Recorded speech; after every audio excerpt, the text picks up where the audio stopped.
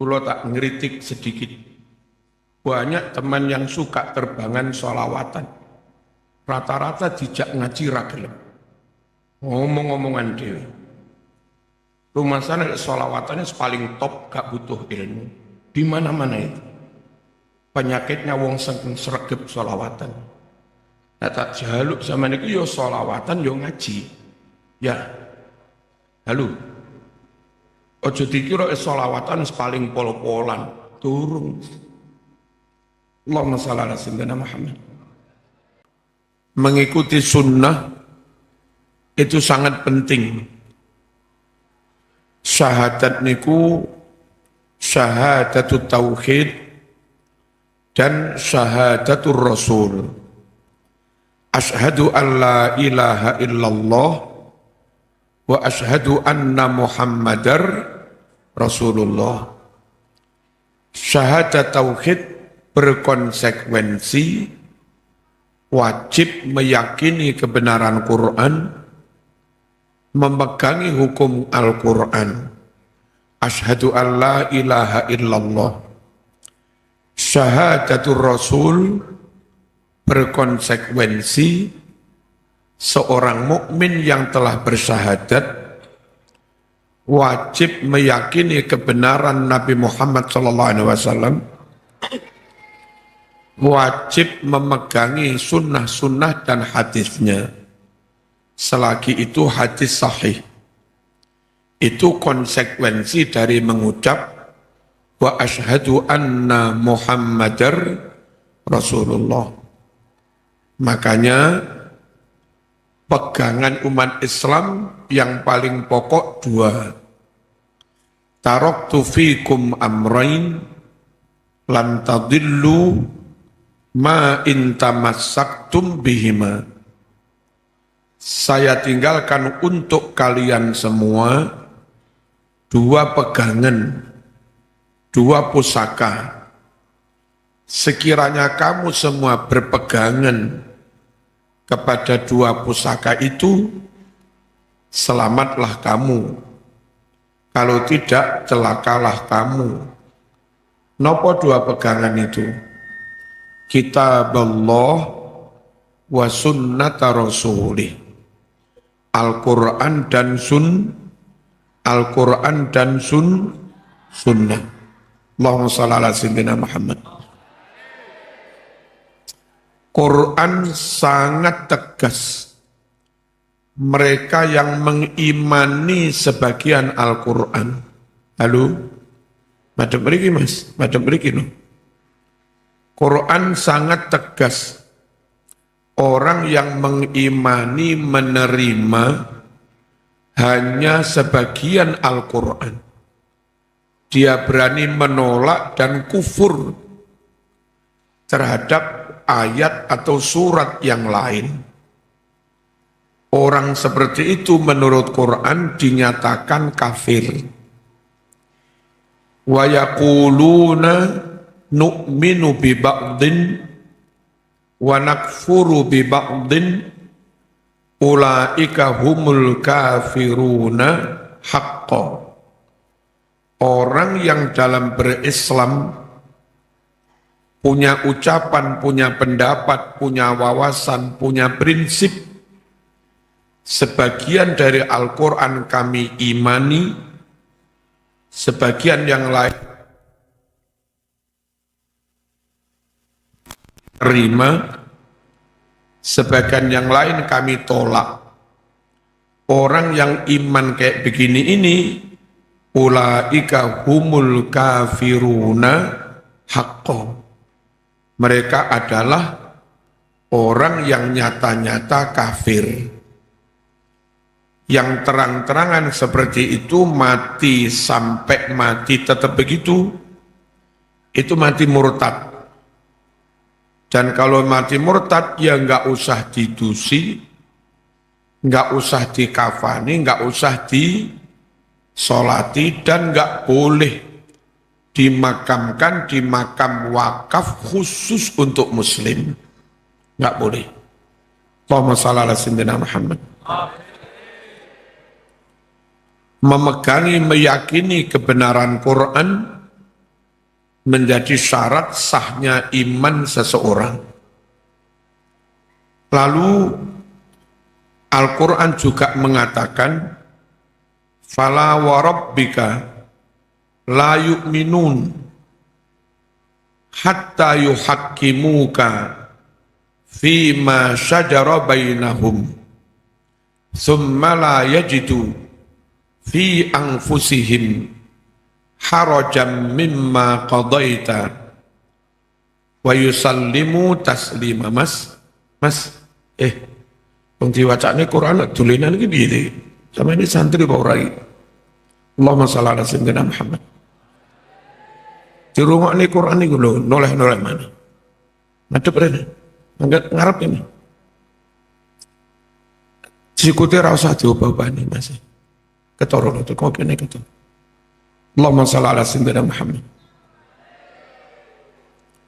Fala wa rabbika la yu'minun. Kula tak ngeritik sedikit. Banyak teman yang suka terbangan sholawatan. Rata-rata dijak ngaji ra gelem. Ngomong-ngomongan dewe. Rumah sana sholawatannya paling top, gak butuh ilmu. Di mana-mana itu. Penyakitnya wong sregep sholawatan. Nah tak jaluk sama niku yo sholawatan yo ngaji. Ya. Halo. Ojo dikira sholawatan paling pol-polan. Turun. Allahumma shalli ala sayyidina Muhammad. Fala wa rabbika la yu'minun hatta yuhakkimuka fima syajara bainahum. Demi Allah, tidak sempurna iman ini kepadamu, menyerahkan hukum kepada Allah dan kepada Rasulullah sallallahu alaihi wasallam. Itu pun summa la yajidu fi anfusihim harajan mimma qadaita. Syarat iman sempurna itu dalam menerima ketentuan Al-Quran, dalam menerima ketentuan hadis, sama sekali tidak ngerundel. Nek tak kandani ngono sampean ngerundel, ya belum sempurna iman sampean. Iya, ini Quran duduk marzuki. Ora kena mau remehmu. Lek sampean ngremehne Quran murtad. Demi Allah enggak sempurna iman seseorang kecuali mereka bertahkim, menyerahkan hukum kepada Allah dan Rasulnya, yakni kepada Al-Quran dan Sunnah, dan dengan syarat nggak ada haraj, nggak ada rasa keberatan, nggak ada ngurundel, full diterima sepenuhnya. Baru itulah namanya orang imannya sempurna. Allahumma shalli ala sayyidina Muhammad. Hadirin para santri rahimakumullah. Lalu Quran juga mengatakan kalau memang cinta Allah, cinta Rasulullah, maka ikuti sunnah Nabi. Qul in kuntum tuhibbunallah fattabi'uni yuhibbukumullah wa yaghfir lakum dzunubakum. Katakan kalau kalian memang cinta Allah, tentu juga cinta Rasulullah. Kata Quran, ikuti aku, ikuti sunnahku. Jangan sampai orang Islam, apalagi mengaku ahlu sunnah wal jamaah, mengaku NU, lalu menyimpang dari Quran, menyimpang dari sunnah Rasul, sama sekali nggak boleh. Harus fattabi'uni, ikuti aku, kata Rasulullah sallallahu alaihi wasallam. Man ahabbani falyastanna bisunnati. Siapa yang mencintai aku, maka ikuti sunnahku. Wa man ahabbani dakhalal jannah. Dan siapa yang benar-benar mencintai aku, pasti dia masuk surga. Bukan sekedar masuk surga cinta Rasul. Ada janji bisa masuk surga itu jejer bersama Rasulullah sallallahu alaihi wasallam. Imam Bukhari meriwayatkan adanya seorang sahabat menghadap Nabi dan bertanya, "Ya Rasulullah, mata sa'ah?" Rasul, kapan terjadinya kiamat? Nabi menjawab, "Ma'addatta laha." Apa yang telah kamu persiapkan? Apa yang kamu persiapkan untuk menghadapi kiamat itu? Orang itu menjawab, "Ma'addattu laha min katsiris sholati wassiyam." Andalan yang aku, persiapan yang aku andalkan untuk menghadapi kiamat bukan banyak sholat sunat, bukan banyak-banyak puasa sunat, walakinni uhibbullah wa rasulah. Andalan saya mencintai Allah dan mencintai Rasulullah sallallahu alaihi wasallam. Lalu di hadis Bukhari itu Nabi bersabda, "Anta ma'aman ahbabta." Kalau kamu memang mencintai saya, kamu nanti di hari kiamat dikumpulkan dengan orang yang kamu cintai itu, yakni kumpul Rasulullah sallallahu alaihi wasallam. Orang yang masuk surga, apalagi kumpul dengan Rasulullah, orang yang di padang mahsyar kumpul Rasulullah,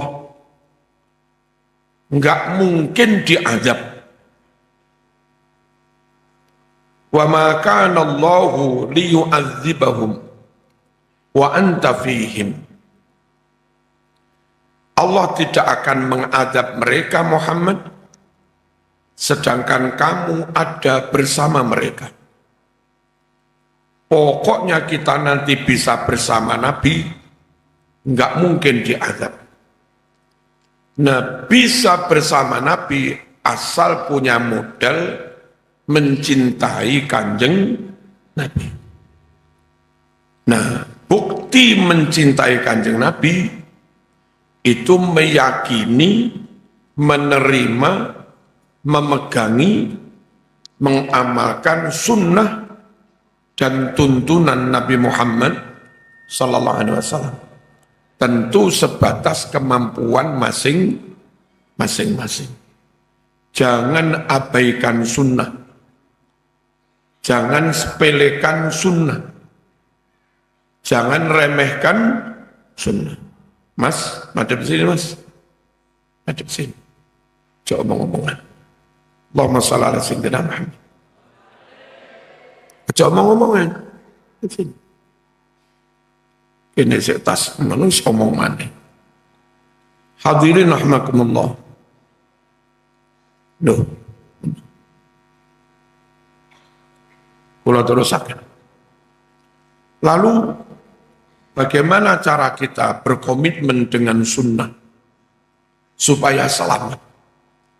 Satu, jangan keluar dari ahlus sunnah wal jamaah. Hampir semua golongan di luar ahlus sunnah wal jamaah itu kurang utuh, mas. Aja telah. Menang ya, menang. Allahumma shalli ala sayyidina Muhammad. Supaya tetap utuh memegangi sunnah, jangan keluar dari ahlus sunnah wal jamaah. Jadi Syiah ojo, jadi Khawarij ojo, jadi Wahabi ojo, jadi Mu'tazilah yo ojo. Tetap tetap mawon Ahlus Sunnah wal Jamaah. Apa kelemahan dan kesalahan beberapa golongan itu? Syiah itu golongan yang hanya mencintai Ahlul Bait, percaya hanya kepada Ahlul Bait, menerima hadis hanya hadis riwayat Ahlul Bait. Ribuan hadis sahih yang ada di Bukhari, Muslim, dan yang lain-lain itu ditolak oleh golongan Syiah kalau hadis itu bukan riwayat Ahlul Bait. Dengan menolak hadis riwayat sahabat non Ahlul Bait, maka 50% lebih hadis Nabi sunnah Rasul ditolak oleh golongan Syiah. Golongan seperti ini nggak bisa diharapkan pegang sunnah full. Terima sunnah bulat nggak bisa. Masuk kategori ingkar sunnah. Meskipun tidak 100% ingkar. Golongan Khawarij itu kebalikan Syiah.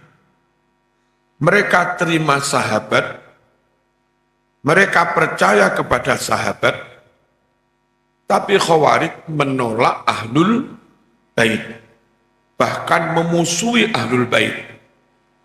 Yang membunuh Ahlul Bait semuanya kaum Khawarij.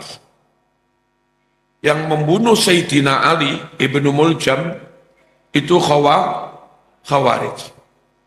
Yang meracun Sayyidina Hasan itu Khawarij. Yang memenggal Sayyidina Husain di Karbala, pembunuh bayaran Yazid, itu Khawarij. Nah, Khawarij ini karena membenci Ahlul Bait, maka hadis sahih di Bukhari, hadis sahih di Sahih Muslim, kalau itu riwayat Ahlul Bait, ditolak oleh kaum Khawarij. Berislam model Khawarij lagi-lagi tidak 100%, tidak bulat menerima sunnah.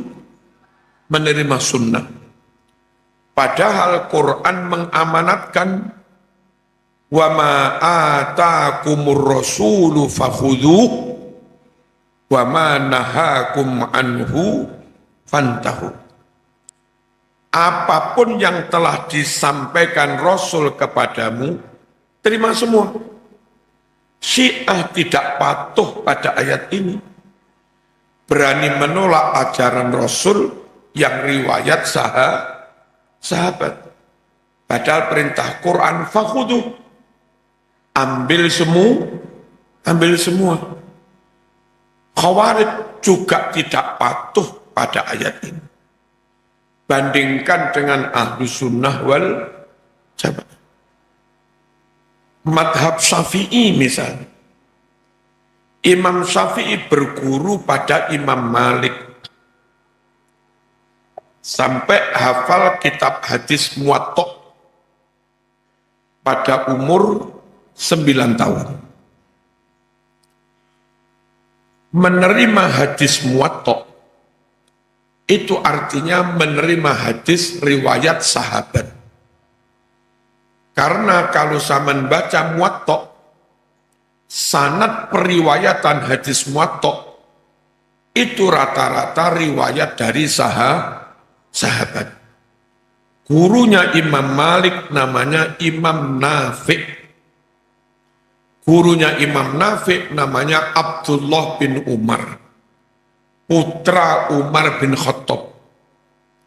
Dia berguru langsung kepada Kanjeng Nabi. Ini hadis jalur sahabat. Tapi Imam Syafi'i juga ngaji kepada Syekh Abi Yusuf. Dia murid Imam Abu Hanifah. Imam Abu Hanifah murid dari Imam Ja'far Shadiq. Ini Ahlul Bait. Imam Ja'far murid dari Imam Baqir, abahnya sendiri. Ini Ahlul Bait, canggahnya Kanjeng Nabi. Imam Baqir murid dari Imam Ali Zainul Abidin. Ini buyutnya Nabi. Imam Ali Zainul Abidin murid dari Imam Husain, cucunya Kanjeng Nabi. Hadis-hadis yang ada di Musnadul Hanafi yang dingaji Imam Syafi'i dari Syekh Abu Yusuf, hampir semua hadis riwayat Ahlul Bait. Dan Imam Syafi'i tidak menampik, tetap menerima, asalkan sahih. Nah, makanya ngrungokno aja omong-omongan ae salah. Allahumma shalli ala sayyidina Muhammad. Makanya Imam Syafi'i dawuh, idza sahhal haditsu fahuwa madhabi. Pokoknya hadis itu sahih, yaitu yang jadi pegangan madhab saya. Enggak peduli riwayat Ahlul Bait lah, atau riwayat sahabat kah, pokoknya sahih. Itu pegangan madhab saya. Dan itu sesuai dengan perintah Quran tadi. Wa ma atakumur rasul fakhuduh. Apapun yang disampaikan Rasul padamu, ambil semua. Sekali lagi, Muslim sampean kita nggak bisa full pegang sunnah, nggak bisa full komitmen pegang sunnah kalau tidak ahlu sunnah wal jamaah. Allahumma shalli ala sayyidina Muhammad. Lalu sama-sama madhab 4 ini ahlu sunnah wal jamaah semua ahlu sunnah. Tapi Imam Syafi'i lebih real dalam mengupayakan mengkoleksi hadis seutuh-utuhnya. Imam Maliki ahlu sunnah wal jamaah, ya. Tapi dia lebih banyak duduk di Madinah, nggak sering kemana-mana. Imam Hambali ahlu sunnah jamaah, ya. Tapi dia lebih banyak di Mekah, nggak sering kemana-mana. Imam Hanafi lebih banyak di Kufah, Baghdad, nggak banyak kemana-mana. Bandingkan dengan Imam Syafi'i. Masa kecil Imam Syafi'i di Mekah bersama ibunya di Thariq Gaza. Lalu agak remaja mondok di Madinah ke Imam Malik, apal kitab Muwatta. Agak dewasa jadi hakim agung di Yaman 3 tahun.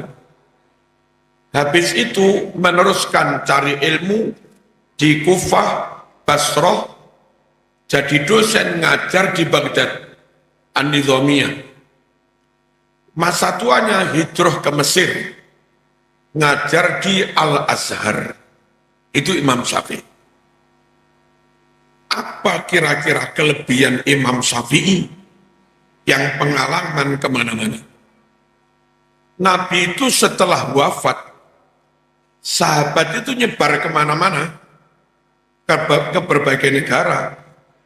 Tentu masing-masing sahabat pernah menerima dawuh hadis langsung dari Kanjeng Nabi.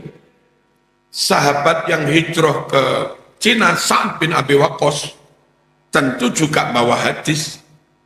Sahabat yang ke Mesir, Amr bin As, tentu bawa hadis. Sahabat yang ke Yaman, Mu'ad bin Jabal, tentu bawa hadis. Sahabat yang ke Mekah, Taif, Ibnu Abbas, bawa hadis. Kelebihan Imam Syafi'i karena pernah lama di Mekah, barangkali sahabat yang di Mekah mendapat sekian banyak hadis dari Nabi, insya Allah hadis itu sudah diterima oleh Imam Syafi'i.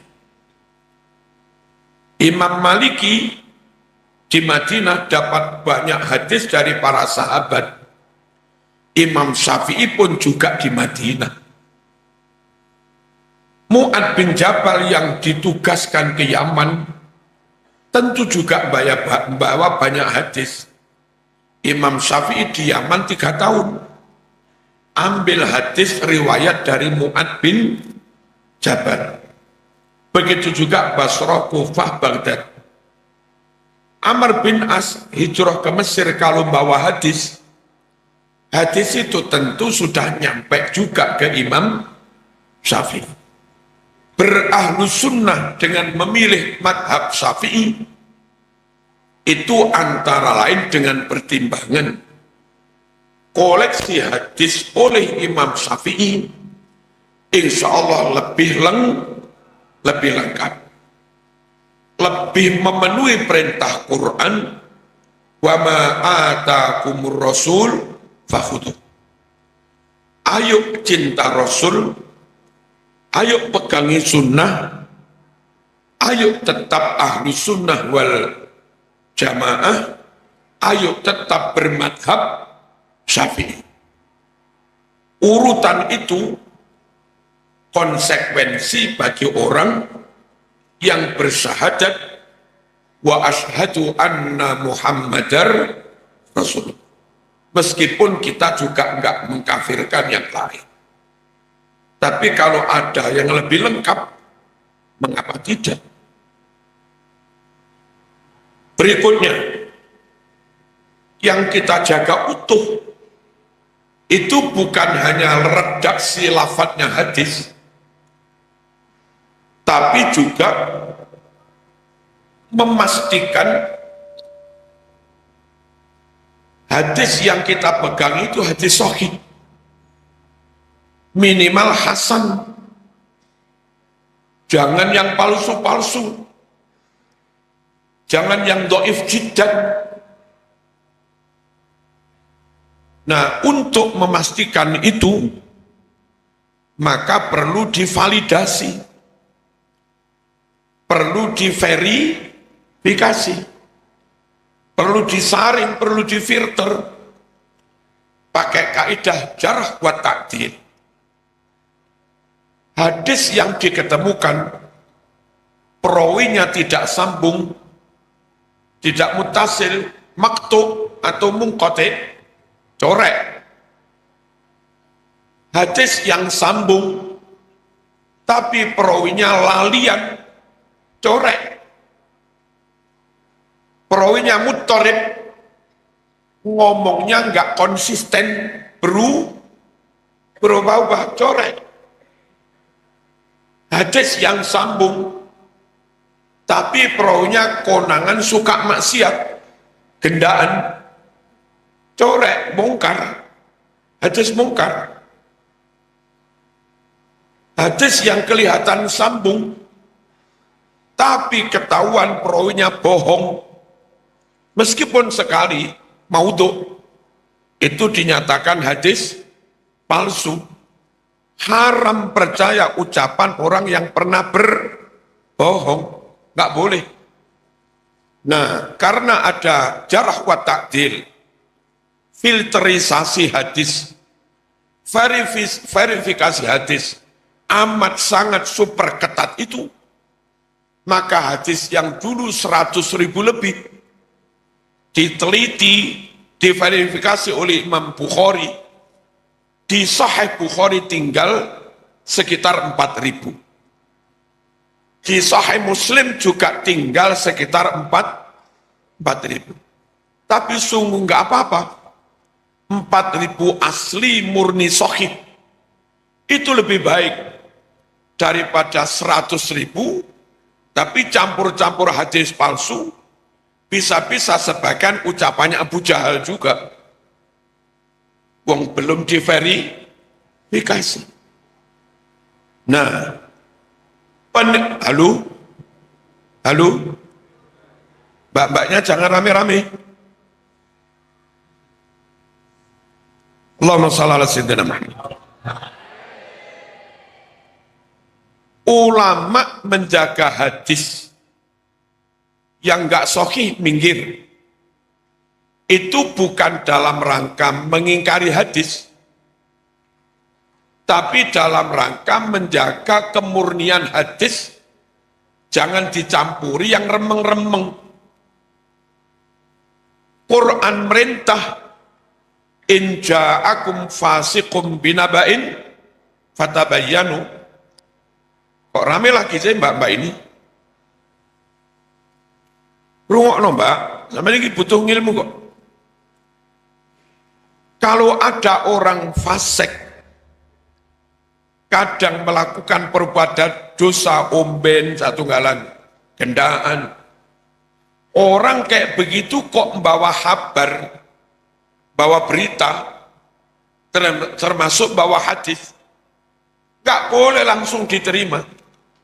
Harus ditabayun, harus diverifikasi, harus ditabayun, apa? Ya ditabayun supaya jelas. Jaga hadis mana yang sahih sudah dipilah, selesai. Berikutnya yang harus dijaga, pemahamannya jangan berubah. Hasil istimbatnya jangan berubah. Memaknainya jangan menyimpang. Apa gunanya lafadznya kau jaga utuh, asli, tapi pemaknaannya menyimpang jauh dari pemaknaan oleh Nabi maupun sahabat. Yang harus dijaga pemaknaannya juga. Nah, untuk memastikan hadis ini lafadznya benar, maknanya juga benar, maka ngaji hadis harus bersanad. Nggak boleh beli kitab apalagi terjemah langsung dibaca sendiri, diyakini, diamalkan, sebar. Nggak boleh. Hadisnya dipotong, kamu nggak tahu. Harokatnya keliru, kamu nggak tahu. Nulis hurufnya keliru, kamu juga tidak tahu. Hadisnya ditambah, kamu juga nggak tahu. Orang yang nggak berguru, nggak bersanad, berarti dia nggak komitmen menjaga sunnah. Allahumma shalli ala sayyidina Muhammad. Hari ini saya sering membuktikan beli Sahih Bukhari baru, beli Sahih Muslim baru, cetakan Surabaya, Nabhan wa Uladu, cetakan Hidayah, cetakan itu banyak tulisan salah. Kalau sampean mau ngaji Bukhari, beli kitab anyar nggak ngerti ono tulisan salah. Bagaimana mentashih? Bagaimana membenarkan yang salah? Cara yang paling benar praktis, ngajilah hadis Bukhari kepada kiai sepuh yang kiai itu dulu pernah ngaji kepada gurunya. Dan kiai itu ngajarnya megang hadis Bukhari yang lawas. Yang kitab Kiai Bukhari lawas ini pernah ngajekne kepada gurunya, dimaknai. Kalau ada catatan dia tulis taklik di pinggir. Nah, kita santri yang bawa kitab baru terus ngaji kepada mbahnya kayak begitu, nanti kalau kitabmu salah harokat dibenernya karo mbahnya. Kalau kitabmu salah huruf, salah titik dibenernya. Kalau kitabmu hadisnya hilang satu, dielingnya karo mbahnya. Bersanad, pastikan ngaji kepada guru yang punya guru yang punya guru. Itulah cara yang harus kita tempuh untuk menjaga kemurnian sunnah. Allahumma shalli ala sayyidina Muhammad. Kadang kita konyol, mondok ke pondok modern, boarding school, gaya ngaji Sahih Bukhari. Gurunya pegang kitab baru, muridnya pegang kitab baru. Krono podo baru nih buku nih. Ketika kita murid iku ono sing salah, lene gurune ya podo salah podo gak weruhe. Ruwet. Salbut itu apa ini? Kacau sunnah. Jaga sunnah. Judul malam ini cinta Rasul. Cinta Rasul dengan komitmen jaga sunnah. Nah, jaga sunnah harus sampai begini. Jangan keluar dari ahlu sunnah jamaah. Utamanya madhab Syafi'i. Supaya dapat makna dan lafaz yang benar. Ojo ngaji dewe, tapi harus digurukan. Lalu, kiai yang mulang, santri yang ngaji kitab Bukhari Muslim, upayakan sudah selesai nahwu sorobnya. Syukur juga selesai balaghahnya.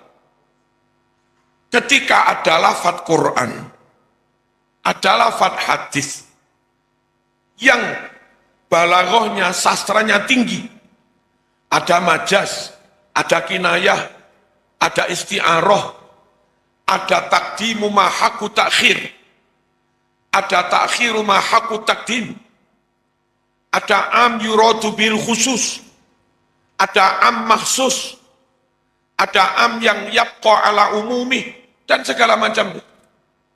Kalau si guru ini sudah menguasai nahwu sorob dan balaghah, dan muridnya juga kebetulan sudah khatam alfiyah segala macamnya, maka murid dan guru sama-sama punya kemampuan untuk menggali makna Quran hadis lebih dalam. Itu cara menjaga makna Quran hadis supaya tidak nyimpang. Contoh, ada Quran, lafaz Quran, yang kalau dimaknai letterlek kacau. Mana contohnya? Qul la ajidu fima uhiya ilayya muharraman ala ta'imi yat'amuh illa ayyakuna maitatan au damam masfuha, dan seterusnya. Katakan Muhammad, menurut wahyu yang diwahyukan kepada saya tidak menemui makanan yang diharamkan kecuali 4. Bangkai, darah, babi, dan sembelih untuk berhala. Koyok-koyok lek nurut dohiri ayat ini, sakliyane papat kuwi halal kabeh. Sing haram mung papat. Makanya terus ono wong ngarani tikus halal. Ono wong ngarani asu halal karena enggak termasuk papat. Ini contoh orang memaknai Quran enggak ngerti balaghah. Bahwa hasr hanya 4 tadi. Itu ada kalanya hasr hakiki, ada kalanya hasr idhofi. Ada juga hasr iddi'ai. Hasr hakiki, tidak ada pencipta kecuali hanya Allah. Wijan tenan hanya Allah tenan. Ora enek sakliyane Allah sing iso menciptakan. Ini hanya Allah tenan. Niki hasr hakiki. Hasr iddi'ai, hanya tapi hanya klaim. Mas-mas nanti kalau sudah nikah, bilang pada istrimu, sak panjen ka ono sing cantik dek kecuali hanya engkau. Itu bukan hakiki, Mas. Lek hakiki nyatane ya akeh sing luwih ayu timbang bojomu. Tapi lek sampean ngono ya porek bojomu. Ya apa, Dek? Ya apa, Mas? Aku ayu, Bro. Terus terang aku jujur, kon elek sik kalah karo kok. Jadi kamplengi. Sing bener yang ngomong, enggak ada yang cantik kecuali hanya engkau. Itu ini jenenge hasr iddi'ai. Boten tenanan berorau. Ada hasr idhofi. Hasr dalam konteks. Bukan hasr mutlak. Awalnya orang kafir ngawur. Mengharamkan sembarang binatang. Ada 8 binatang yang secara ngawur diharamkan orang kafir.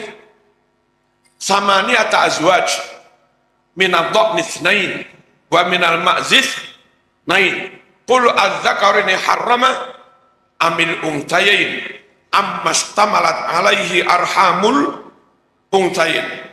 Mereka ngawur, 8 binatang ini haram. Terus Quran menjawab, sing haram papat tok. Maksudnya dalam konteks ini, dari 8 yang kamu sebut itu mas, yang haram hanya 4. Ini hasr idhofi. Bukan hasr mutlak. Mutlak yang haram papat tok. Enggak. Lah mereka enggak ngerti ini. Paham ya? Ngaji kepada kiai-kiai NU. Kalau zaman ngaji ke Mbah Wahab, itu ngaji kepada kiai yang lafadz hadisnya sudah dicek dengan gurunya, maknanya pun sudah, plus beliau sendiri membekali diri dengan ilmu-ilmu alat yang memang itu diperlukan untuk membedah makna Quran Sunnah secara lebih mendalam. Jenengan ngaji teng ploso Mbah Yedah akan memenuhi syarat kayak begini. Jenengan ngaji Lirboyo Kiai Kafabi juga memenuhi syarat kayak begini. Tapi kalau zaman mondok di pondok-mondok modern yang ustadznya kurang apal, kurang memahami alfiyah, kurang mendalam di bidang nahwu, sorok. Contohnya ya kayak itu tadi. Paham nggak? Cintai Nabi dengan menjaga sunnah. Jaga sunnah dengan berahlus sunnah wal jamaah. Jaga sunnah dengan tetap bermadhab Syafi'i. Jaga sunnah dengan ngaji kepada kiai-kiai yang bersanad. Jaga sunnah dengan ngaji Bukhari Muslim. Sebelumnya lengkapi diri dengan ilmu alat nahwu sorof balaghah, dan ngajilah kepada guru yang juga alim tentang ilmu Insya Allah kalau ini dipenuhi, kita telah menjaga sunnah, lafadznya asli, maknanya juga asli. Lalu kalau dapat ilmu yang benar, tentu amal dan penerapannya juga benar. Itulah yang dimaksud hadis, man amila amalan laisa alaihi amruna fahuwa raddun. Siapa yang melakukan amalan tidak sesuai dengan apa yang kami perintahkan, maka amal orang itu ditolak. Nah, yang aneh, kadang di Quran Sunnah ketorone perintah tapi malah melarang. Itu kalau kamu lakoni ya aneh. Ketorone ngelarang tiba merintah. Contoh, ketorone merintah tiba melarang. Ikmalu masyitum. Wes, lek rakene kandani lakonana sakarepmu wes. Sakarepmu wes. Kon sakarepmu tenan, ya salah. Ini lafadznya perintah tapi sakjane melarang. Karena dibarengi tahdid. Saman matur ning ibu mulai, Bu njaluk rabi. Ibumu kondo ojo nak tutupno kuliahmu. Wulan ngarep mulih ngono maneh. Bu njaluk rabi. Ojo nak tutupno skripsimu iki lho lah. Bareng ngono lagi rabi. Wulan ngarep ngono maneh. Bu njaluk rabi. Gregeten ibu. Rabi wis. Ayo. Kandhane nek rabi wis. Iku diperintah rabi apa tetap dilarang? Ya tetap dilarang, tapi ketorone perintah. Ketahuilah bahasa Quran sekarang bahasa tulis. Bahasa hadis, bahasa tulis. Sahabat yang dengar Nabi mengucap dengan nada tinggi sambil marah. Sahabat tahu kalau itu melarang. Barang wis dadi tulisan. Perintah yang larangan, perintah yang merintah. Karena bedanya wong tulisan kabeh. Ini butuh kajian mendalam tentang asbabun nuzul. Dan yang mengerti begitu ya kiai. Mondok sing tenanan, halo, ngaji sing tenanan, ojo gendaan, sing sregep jamaah, qobliyah ba'diyah, wiritan titik-titik waconen, nang bunyai, nang guru sing toto kromo, ojo sampai akhlaki elek. Terus lek diulang ojo ngobrol ngene iki. Apik ini. Insya Allah tapi ngobrol. Allahumma shalli ala sayyidina Muhammad. Santri murid sing manut tenan, adab tenan, ngelegakne guru, ngelegakne bunyai. Guru bunyaiku ndongakne sampean setelah tahajud. Long marem lego itu lho ndongan. Mulang sampean yo lego seneng. Tapi murid ngadik. Enggak ditata krama. Gak tak ulang iki murid. Guru arep mulangi ati cekit males. Sungguh adabnya murid kepada guru berdampak langsung pada keikhlasan guru. Dan ketika guru ngajar dengan totalitas, krono muridnya adabe saya, maka yang mencurah kepada murid bukan hanya knowledge, bukan hanya pengetahuan, akidahnya turun, ilmunya turun, karakternya turun, akhlaknya turun, dan barokahnya juga turun. Makanya kalau santri kuno Joko adabe tenanan. Murid-murid Mbah Wahab sing lawas-lawas bukan hanya dapat ilmu dari Mbah Wahab, ya dapat ilmu, ya dapat suwuk barang. Mbah Wahab suwuke mandi, murid-murid lawas suwane ya mandi. Iku barokahe gelem Joko adab, Joko toto. Muga-muga paham. Ini satu poin bagaimana kita merealisasikan, memanifestasikan cinta kepada Rasulullah Sallallahu Alaihi Wasallam. Al-Fatihah.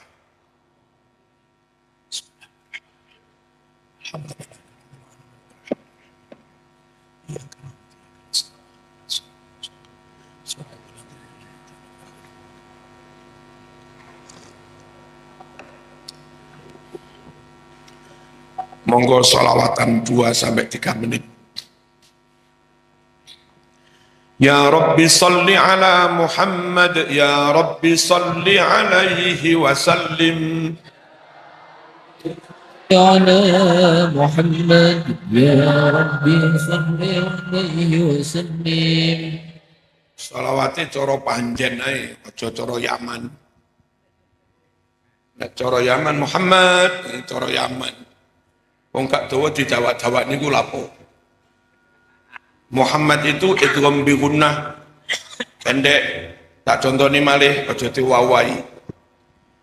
Ya Rabbi salli ala Muhammad, Ya Rabbi salli alaihi wa sallim. يا ربي صل على محمد يا ربي صل عليه وسلم. Ya Rabbi ballighhu al-wasilah, Ya Rabbi khussahu bil fadilah.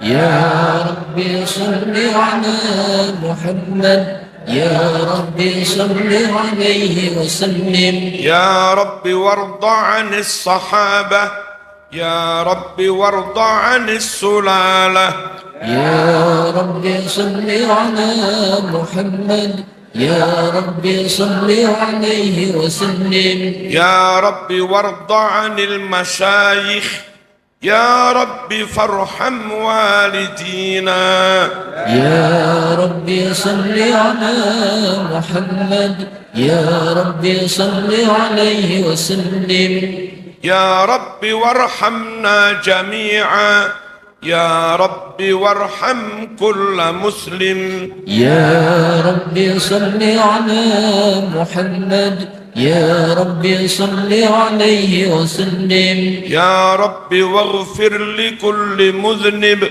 يا رب لا تقطع رجانا يا ربي صل على محمد يا ربي صل عليه وسلم يا رب يا سامع دعانا يا رب بلغنا نزوره يا ربي صل على محمد يا ربي صل عليه وسلم يا رب تغشانا بنوره يا رب حفظانك وأمانك يا ربي صل على محمد يا ربي صل عليه وسلم يا رب واسكننا جنانك يا رب أجرنا من عذابك يا ربي صل على محمد يا ربي صل عليه وسلم يا رب وارزقنا الشهادة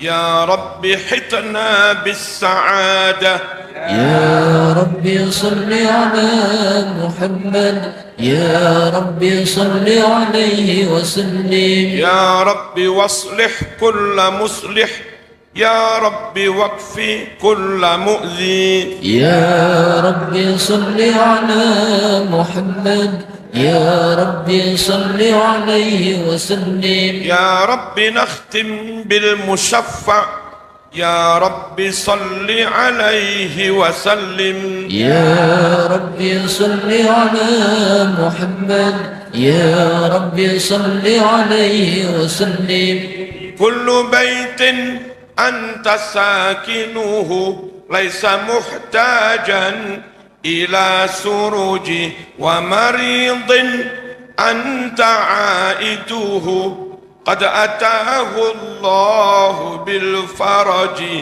وزمان أنت حاكمه زال ما فيه من العواج يا رسول الله سلام عليك يا رفيع الشان والدرج يا رسول الله سلام عليك يا رفيع الشان والدرج عطفة يا جيرة العالم يا هيل الجود والكرم وجهك الميمون حجتنا يوم تأتي الناس بالحجج فجزاك الله خير الجزاء يا منير الكون بالبلج كل يوم نرتجي فرجا ربي عجل منك بالفرج يا رسول الله سلام عليك يا رفيع الشان والدرج يا رسول الله سلام عليك يا رفيع الشان والدرج عطفة يا جيرة العالم يا هيل الجود والكرم أهل بيت المصطفى الطهور هم أمان الأرض فاتكر أهل بيت المصطفى الطهور هم أمان الأرض فالتكر شبهوا بالأنجم الزهور مثل ما قد جاء في السنن. يا رسول الله سلام عليك يا رفيع الشان والدرج. يا رسول الله سلام عليك يا رفيع الشان والدرج. عطفة يا جيرة العالم يا أهيل الجود والكرم. Bareng-bareng ini doa dan sudah cukup, nanti nggak usah doa lagi. Monggo. Rabbi fanfa'na bi barakatihim wahdinal husna bi hurmatihim. Rabbi fanfa'na bi barakatihim wahdinal husna bi hurmatihim wa amitna fi tariqatihim wa mu'afati minal fitani. Ya Rasul يا رفيع الشان والدرج. يا رسول الله سلام عليك يا رفيع الشان والدرج. عطفة يا جيرة العالم يا أهيل الجود والكرم. سبحان ربك رب العزة عما يصفون وسلام على المرسلين alhamdulillah. Nyuwun ngapunten adik-adik, semoga manfaat, barokah, sukses ke depan, diberi keluarga sakinah, bojone ayu, sing lanang ganteng, rezekine akeh, lan ojo wayuh. Ojo wayuh, ojo rapi loro ya. Sitok ae. Ya Mbak ya. Sampai rapi loro sotil ae. Wassalamualaikum warahmatullahi wabarakatuh.